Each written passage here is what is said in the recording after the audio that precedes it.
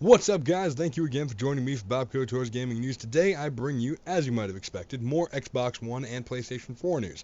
But today's set of news is very relevant to anybody who even might be the slightest bit interested in either console, and you'll see why. First topic for the day would be that Microsoft and Sony have both announced that their Xbox One and PlayStation 4 games will only be $60. They will not be increasing in price up to $70. Because if you might remember, depending on how old you are, games on PlayStation 2 and original Xbox were only $50 on average. But that jumped $10 when 360 and PS3 came out. But they're going to be staying at this price point, which has a lot of people relieved, including myself, because games are expensive. But yet again, you also understand that they're expensive because it costs a lot more to make them nowadays than it did back then.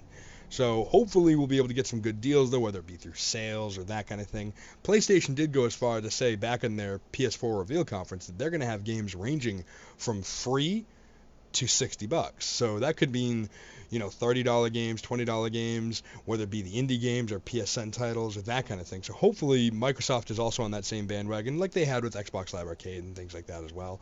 So I'm assuming we're going to get that kind of quality on all spectrums of pricing. Let's just hope that it just continues that way throughout the PS4 and Xbox One's life cycle. Next, something that had shaken the console gaming world to its core. Microsoft has announced that the Xbox One will no longer require always online connected DRM, meaning that you no longer have to connect to Xbox's network once per day or once per hour if you're using your profile or games at a friend's house. This means that you can now let your friends borrow your games, that you can borrow your friends' games, you can sell your games to local retailers, you can buy pre-owned games from local retailers. It does not matter, it'll work exactly the same way as the Xbox 360 does, the PS3 does, and the PS4 will.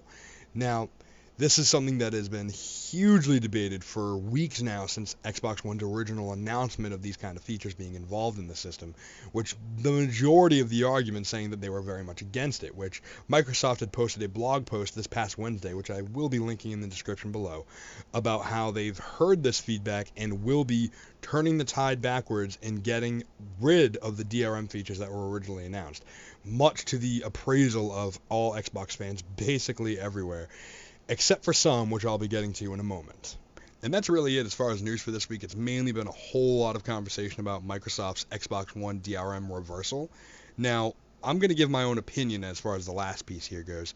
Me personally, I wasn't exactly that on board with Microsoft shifting away from the always-on connectivity.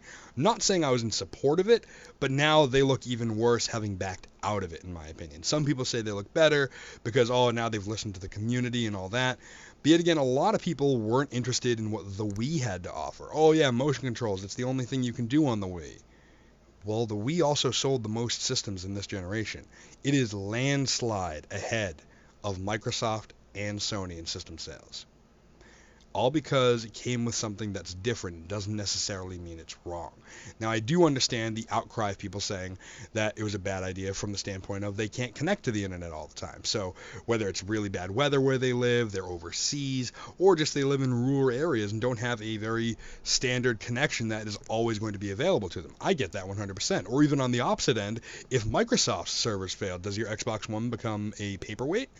Pretty much. That's what at least the inclination was at the time. But now, obviously, with those features gone, it doesn't matter anymore. But I think they should have let the system come out, be released. They weren't exactly falling too far behind on pre-orders. They were being beaten out by Sony. But yet again, on the flip side of it, Xbox beat Sony with Xbox 360 to PlayStation 3. Now PlayStation 3 has caught back up again. So who's to say Xbox One couldn't have caught back up with the PlayStation 4? But who knows?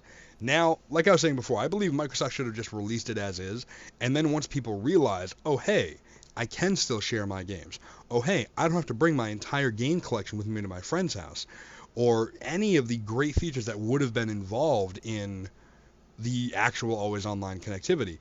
I think they didn't try to fix the situation, instead they just gave in, which again, not necessarily a bad idea considering the amount of bad press they were getting, but I think the numbers speak louder than the words of the fact that, like I had said previously, PlayStation 4 is beating Xbox One as far as pre-orders go. Which, again, considering how well Sony has been doing with their press conferences and all that in comparison to Microsoft, PlayStation 4 looks like gold right now. But now that Xbox One has actually finally decided to switch off and not do online DRM or anything like that anymore, the fans who wanted or were in appreciation of the features that Xbox One was having are now mad, which I understand that as well. Again, I would have loved to have been able to give my friend in California my copy of Titanfall so then she could try it out, and then she could give me maybe Forza or Rise, Son of Rome, something like that, but now that can't happen anymore. It's it's a very awkward situation for Microsoft, which I think could have been handled a whole lot better. I mean, there's no argument on that one. This situation was handled super poorly by them. But now it's all said and done. I'm not a fan of them jumping ship and going back on this, but I imagine overall the greater picture of things, it's going to be better for them. But who's to say the next generation of consoles won't have this? Or who's to say Microsoft or Sony, for that matter, won't change mid-cycle to an always online connected system? Because that could easily happen. Or if certain games like a Destiny or a Division or that kind of thing, like I was saying previously, need to be always connected. Who knows? But that's all I have the time for this week, guys. You have a great night, and thank you for watching.